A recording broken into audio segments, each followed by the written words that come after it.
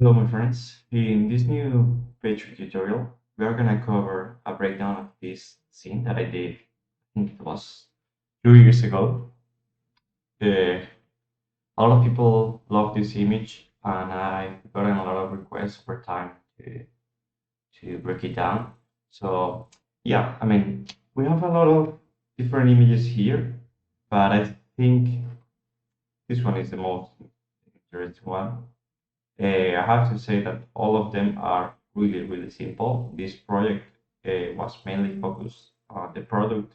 As you can see, the sets itself uh, weren't really complicated. This one had a little bit more of a modeling process because I spent some time with PDBs and then sculpting it. But besides that, it's mostly about light and texture most of the times. So yeah, let's jump into it and let's get started. Okay, so well, this is the scene. As I told you, it's really, really simple. I don't have the lights turned off right now. This is just an area light that I created. Gonna hide it for now. So this is the scene. Obviously, as I said, it's really, really simple. Nothing weird happening. It's just product, background, and the floor. So with that, we are gonna see what we need. Well, obviously this is already shaded.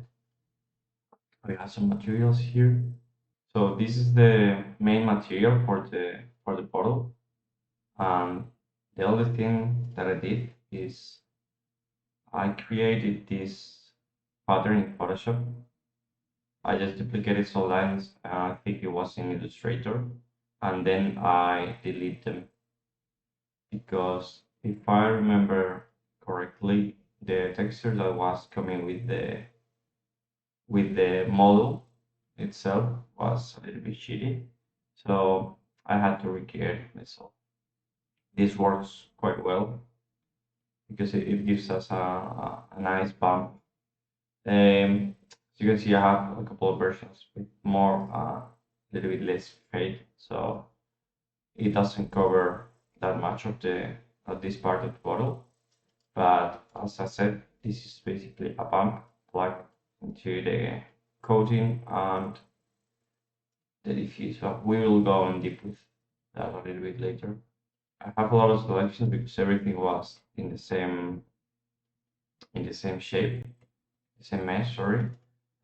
Honestly, if I did this today, I would have split that everything before because it's more annoying to work this way. But it's fine anyway. This is a little thing, and again, this also has like a really really simple material. I don't even I wasn't even using displacements for this because of the angle it wasn't really necessary. So I just have like a TF logo, plug into the bump, and then a max on noise just to with really bright values plug into the reflection roughness, and that's all. It's super simple stuff, but we can go into detail about that in a minute. So yeah, I mean, let's see how this looks right away. Okay, so this is what we see right away. I have the light that we have here. I already used on the side a little, but let's just make it bigger for the sake of it. So this is what we see. Obviously, we don't see anything happening in like a super cool way right now. So let's start lighting the product first. As you can see, let me place the lights a little bit better, and I will speak about the materials once again. Let let's add a target, whatever it's called. So I don't know if you knew about that, and you can even add a target null right away. So what I'm gonna do is I'm gonna select the null of the black orchid, which is the product itself. So you can see the center point is there, and I didn't mention this. The only thing that I'm using special or weird is this light, which I don't remember where it's from. but it's basically a gradient HDR. What's gonna do is like remove the light from this part and create a gradient. So when you're working with products, this is really cool because it will create a gradient, obviously, and this is really handy to give more curvature and volume to your products, so it's less flat. But honestly, if you're using HDRs for light and your product lighting, everything will look like 10 times better because they also break up the flatness of the regular lights. Okay, so yeah, let's try to let me move this for a second. What I'm gonna do is I'm gonna put I'm not sure if I want to recreate the lighting that I did back then because it wasn't bad, but it had some stuff that I don't like that much. For example, I think we have a lot of lighting artifacts here, here, and I don't know. This feels a little bit too harsh from my point of view. I will also probably change the material a little bit because as you can see here, even though we have the bump going on top of the coating, it looks a little bit fake. So let's try to prove all that stuff. But for now, let's also put our first line side. Let's put it up.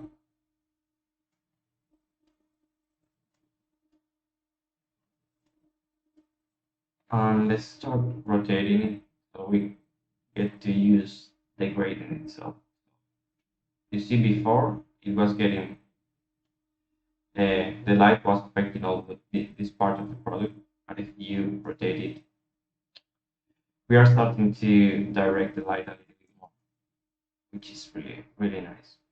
So what I'm gonna do is I'm just gonna put it here. Let's reduce the intensity a little bit to something like 70. As I said before, I just like to use numbers.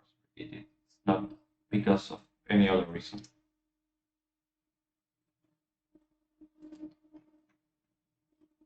So, well, the issue that I see here is that this part is super curved. The light is stopping there. So, if we try to make it larger, we will cover more of the shape of it. So let's do that, and let's make it a little bit more as a green light.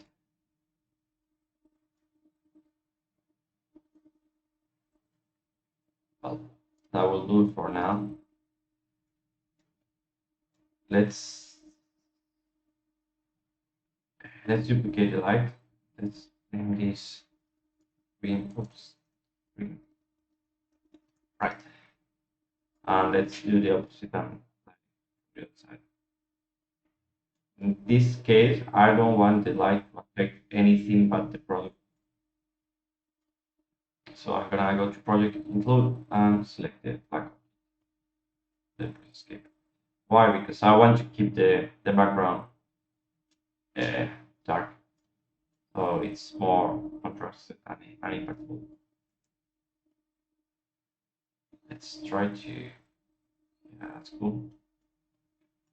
And as we are only affecting the light, sorry, the product, we can go past the background and it won't matter at all. I'm not sure. I might do the same for this one, so I have a little bit more flexibility on my placement of the light. So I can now put it.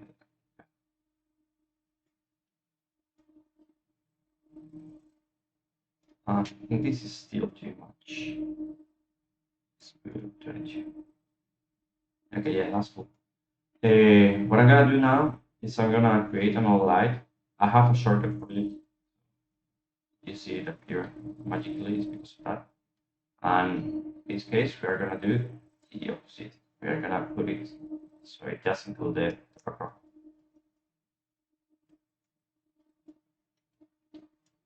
This light must be really small. And well, I forgot to show you something.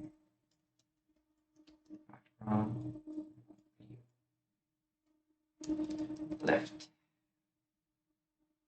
First of all, let's reduce on the intensity to 22. Well, it's not so much. Let's make it bigger and reduce intensity to 11. Yeah, that's kind of cool. Let's go. So you can see the background. The background is super simple. What I'm trying to do here, you can see that we have like 3 different colors, even 4. We have the darker purple, the medium purple, pink, white, and then pink again. That's because what I'm doing here. Well, right now, this is if I put it to white, well, it's gonna be too much because the light is super bright. Well, but basically, what I want to do with the light and with the gradient is mixing both, so I get the perfect result. The gradients in Cinema 4D are a little bit limited, so I like to use the lights as part of them. So look this in the diffuse. You can see I'm gonna connect this to the. This is a really simple gradient, just setting that diagonal mode. It's even linear because I was done by then. And yeah, as you can see, I'm just like adding a little bit of orange here, and this is like the bluish purple color. So I put it into diffuse. This has no reflections, no coating, anything. This is like a simple diffuse color, so nothing will affect the light besides the color. Not the sorry, nothing will affect the background besides the ramp and this lighting that we are gonna use as I said as a part of the gradient, which is really oops sorry. This is tricky because as you can see right now we are a little bit too close and we see a bit of this square shape. So I think we should go a little bit further and make it smaller. And I'm not sure if I played with the spread. Spread, for those of you that don't know, it's basically constraining the light. The light by default is gonna be uh, emitting light like from these areas. So what we are gonna do with it, let me paint it. So right now it's like that, and the spread, the lower the value, the more constrained the light will be. It's not exactly like this; it will be a little bit different. But basically, what we are gonna get is a sharper result. So yeah, that's also one thing that you have to keep in mind with the spread is that it also makes the light more intense because all the light is focusing one one direction or one point, so everything is a little bit hotter. So yeah, let's try to. So yeah, I mean that's looking cool. It's not exactly the same.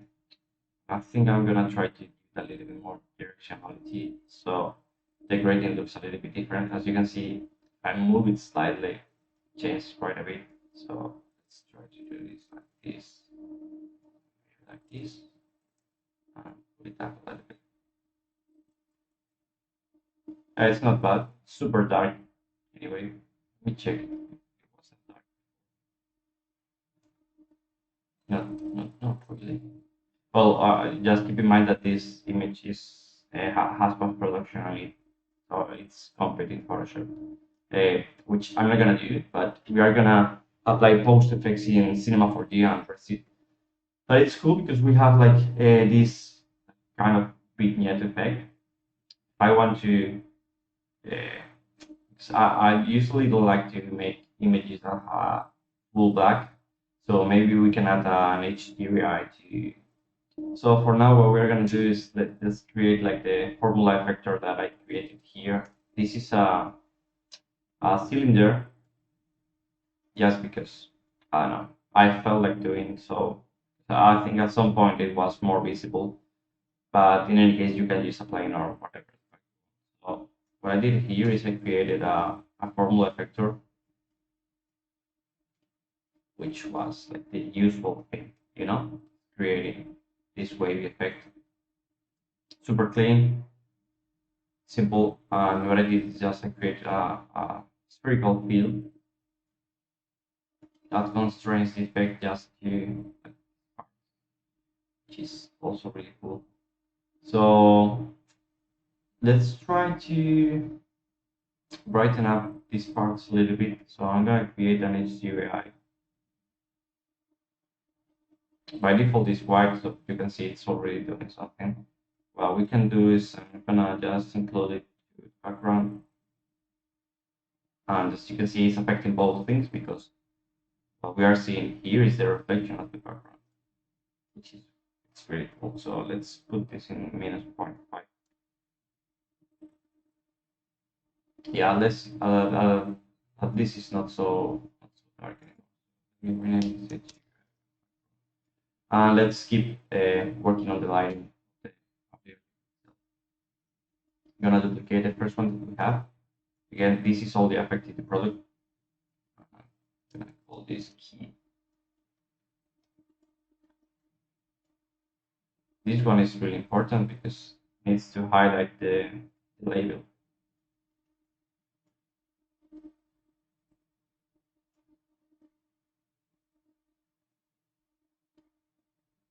Try to lower the spread so we have a sharper.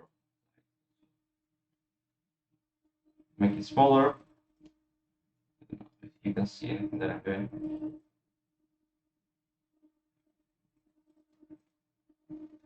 Let's make it sharper and sharper. I think this is too much.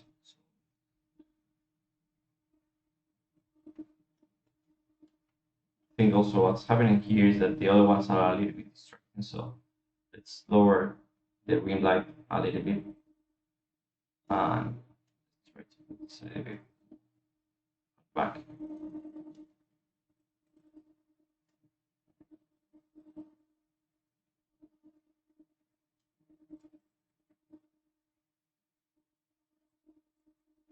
And over this one.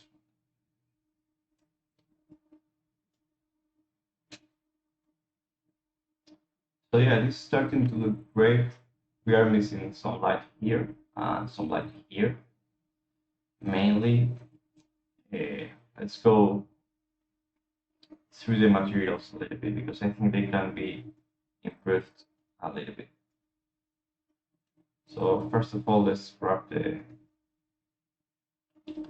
base material and let's try. I'm gonna create a ramp with the same bump. I'm gonna put it in the reflection reflection way.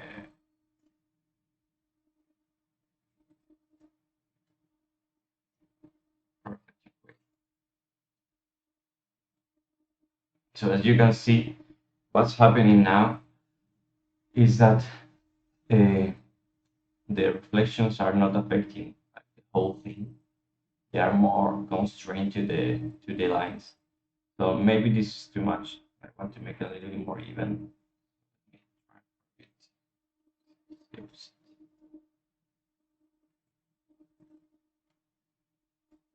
And I think we have to do the same here, because otherwise we don't see the difference.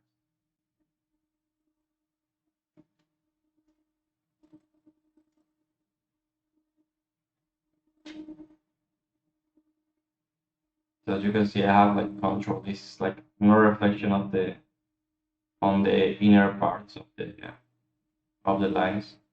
And this is, I'm gonna reduce it a little bit so we have a little bit of variation. And what I think that we should do is like both of the color of the code and the reflection color are a little bit too white, and the bottle itself it's darker in real life. Oops, I grabbed the correct one. So Instead of full white, let's go to 95 maybe, or even 80. Yeah, so basically it's less white and it's a little bit darker. Otherwise, it looks like true plastic. Let's do the same thing for the cap. Cap of the bottle is exactly the same material, just with the different uh, bump color. Paste this.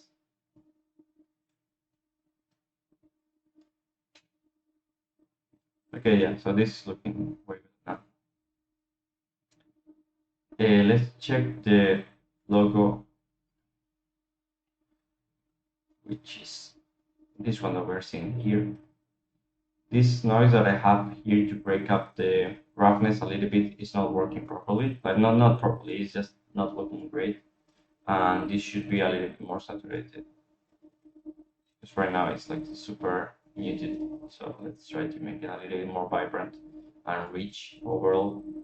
So let's try to modify the noise. Let me duplicate this, and I think we're gonna make a couple of things. We're gonna create a path blender, and we will mix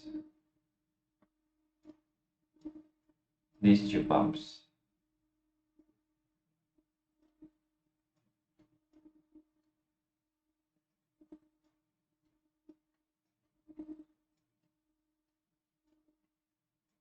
It's really subtle because this one is super.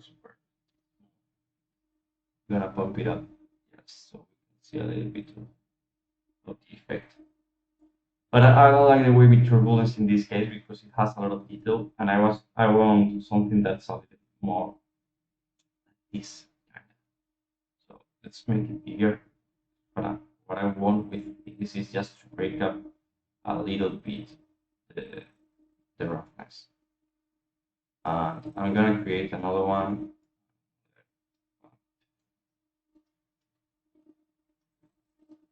Let's plug this into the material so we can see what's doing exactly. Let's make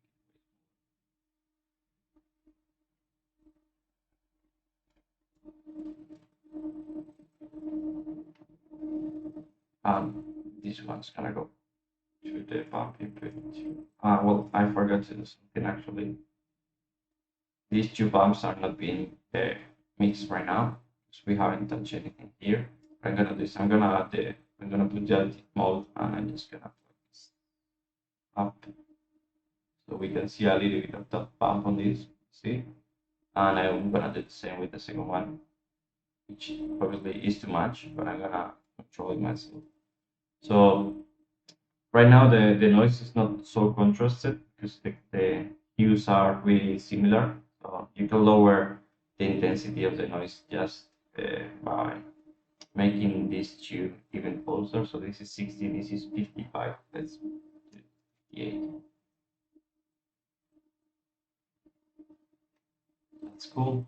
And one thing that I don't really like is that as this noise is gray in both, it's super rough. I want it to be a little bit more reflective. That means I will need to add more lights.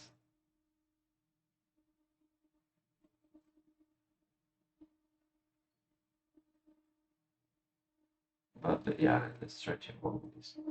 And what I'm gonna do is I'm gonna split this label here. So I'm gonna select the boot tag and this UP. UP, what it does is duplicates the mesh, the label. And now what I can do is I can duplicate the key light. I don't want to include the black orchid. I want to the label only. And as I have the axis there, I'm just gonna use that as my target.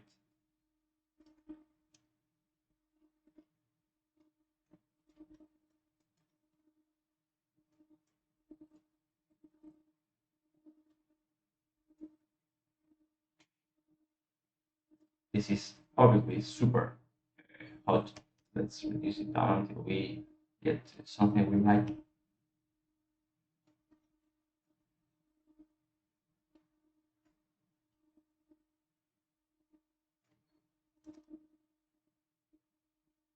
Okay, so right now it's super busy. I'm not liking the bumps a lot. I think we need to simplify it. So what we're gonna do is I'm gonna reduce the bump of this bad boy here, because that's the one causing most of the trouble, I believe.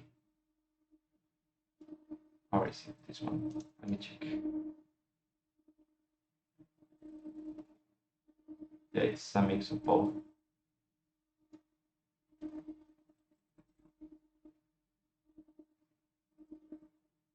Okay, yeah, this is cleaner, but this light that's happening here, it's super ugly.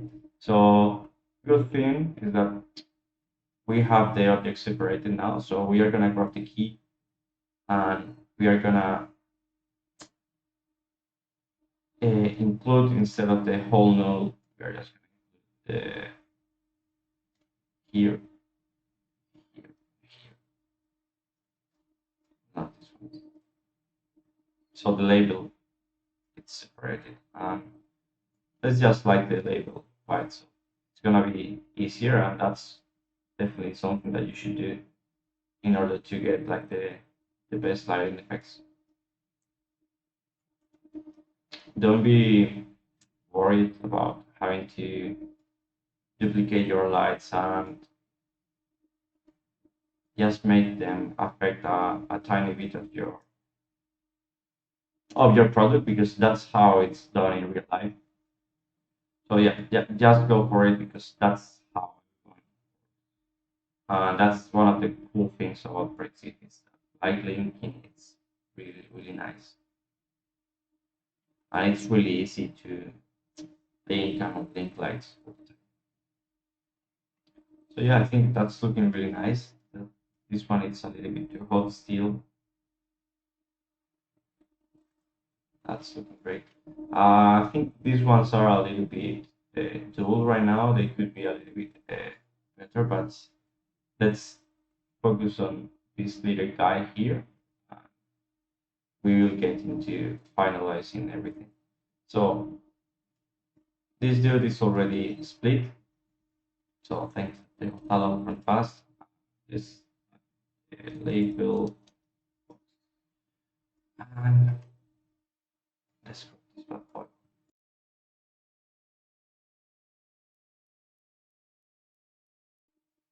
Okay, so yeah, let's try to highlight that part a little bit better, because we have a logo there, so it's important that we see a little bit of it.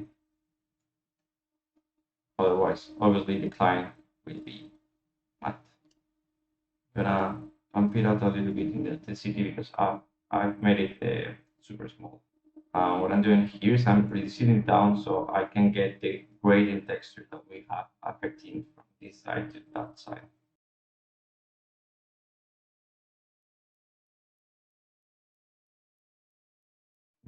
I think it's not working because the direction of lights here and here are different. And by the way, that texture is not the same. So what I'm gonna do is I'm gonna duplicate this. I'm gonna this box.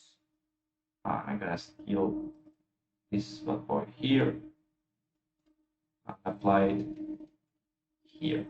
Oops. Because the color of it is not the same. Yeah, that's better. So let's try to give it a little bit more context. So they look similar. The diagonal light is always looking good, but we have to keep in mind that these lights are more straight on, so it will look like realistic.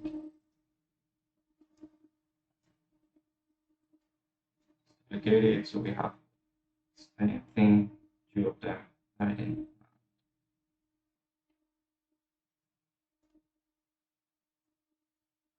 I'm gonna remove the target, because it's not working for me right now. It's really cool to place it first, but as it's directly facing the light, sometimes I need to do it myself.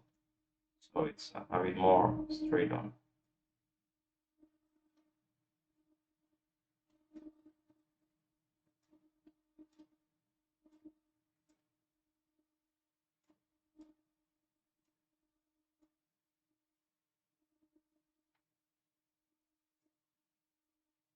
Yeah, cool, and then duplicate it back again. Yeah, that's better, way better. And now let's reduce the intensity of this one. So yeah, that's looking kind of cool. Let's try to pump up this pump a little bit. Yeah, that's better.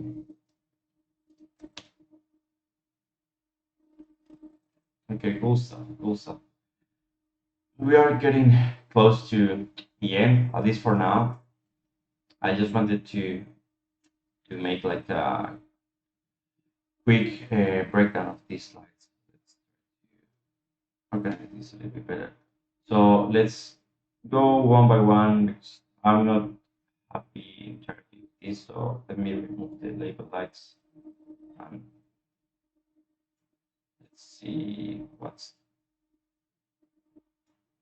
when you have two lights like that, you have to decide which one is going to be the strong one because otherwise they will be competing with each other, and that's never going to look great because you need to find a balance between both.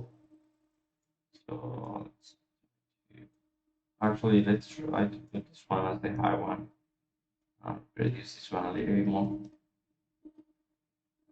I also think that the gradient is not acting as I want it to, because I think it's coming from this part to this part, and I want it to be like this. Check.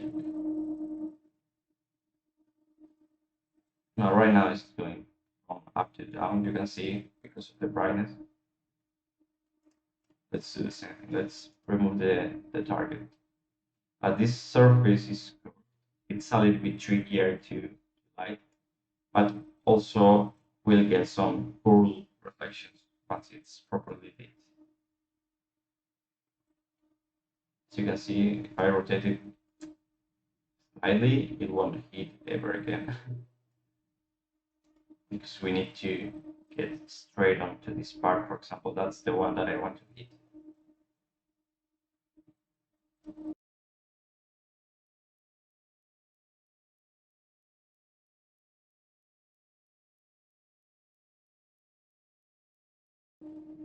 Well, I think that's looking kind of cool. Of course, you can spend a lot of time refining that kind of stuff. I want to keep this video like super short. I know I speak too much in the audio. So let's put down the light to 1, so it's a little bit hotter, but maybe not so much. 5. And let's do some post effects because I don't want to. I'm gonna delete this because I want to start from scratch, and I don't want to do any post production in Photoshop. So what you can do, I usually like to use this too. Sometimes LUT, but in this case, I honestly prefer to use LUTs for interiors. So you see that every time that you put the exposure settings on, everything changes. So easy way to get the raw image is you put 90 here, 110, 0, and 1. I think I've shown this before. It's just so I can control the highlights. So what I'm gonna do is I'm gonna put this up and contrast a little bit down. Not a little bit down, sorry, the darks a little bit higher.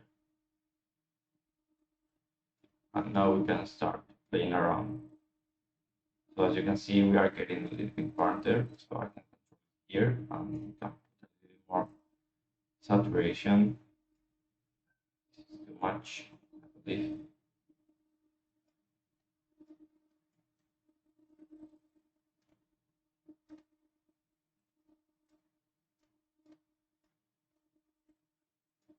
I think the saturation is a little bit too much here.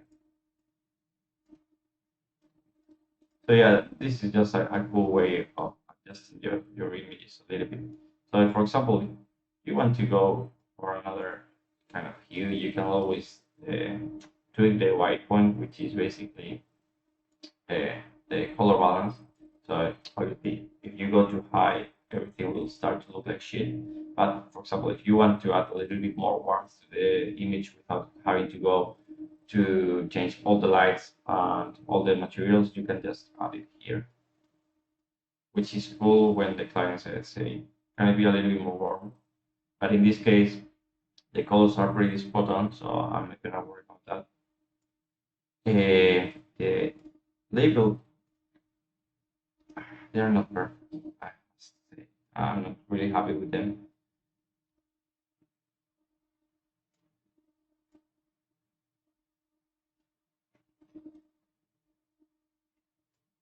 But as I said, it's a matter of just finding the right placement. Also, what you can do is try to find another angle because maybe you can put it like this.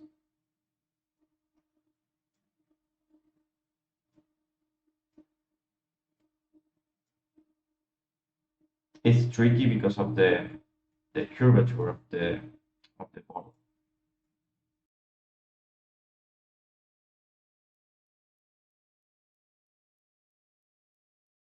For now, as you can see, we got like the whole typography really standing. So let's try to do one more thing that I didn't do in the original image. I have this is super old, so there's a lot of stuff that I don't need. Let's try to blur the horizon of this floor. By the way, I didn't explain it. It's basically an aluminium preset, nothing else, like literally. As this is a cylinder, we already have like a good radio grading happening. So what I'm gonna do is I'm gonna color invert this, and I'm gonna put it on the positive color.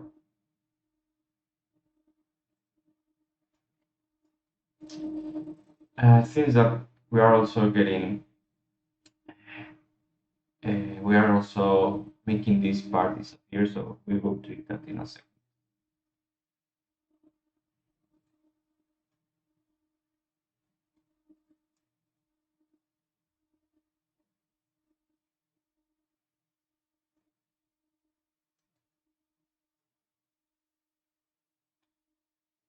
Put it in smooth, so it's a bit softer.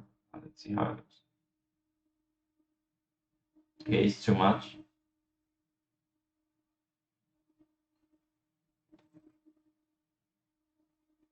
But this part is really cool. Let's remove that one. So let's try using another RAM in horizontal. No, it's gonna be a little bit tricky right now.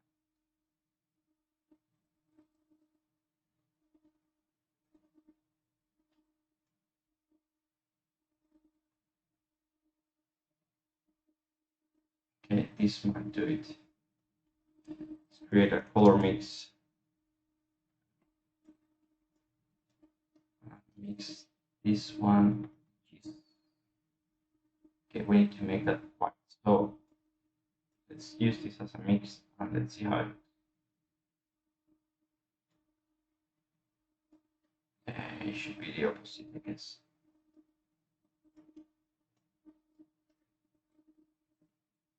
Yeah, let's see how this looks. We got rid of that. Yeah, okay, it's working. So we fade it out so it looks a little bit more magical, I guess. It looks like even has a little bit of fog or something like that. So I think I haven't missed anything. Uh, I have no displacement, but where you see the tag is just because of the object ID. And well, let's um, have a look at the setup. Let me hide the camera. So let's go one by one to see what we did. So we have this HDRI for the background only. This is super dope anyway. Let's go for the background first. As you can see in this image, the background is really important because we have a lot of reflection. We should see a lot of it here. Key, main light, right and left, boom. Just to highlight the curvature of the object a little bit more. Label 1, label 2, and my little friends here. That's cool. One thing that we could do also, maybe we could blurry this reflection a little bit, because right now it's taking a little bit too much attention. Like if you print this is a little bit too much in my opinion. So let's try to put it. Yeah, like that. It's cool.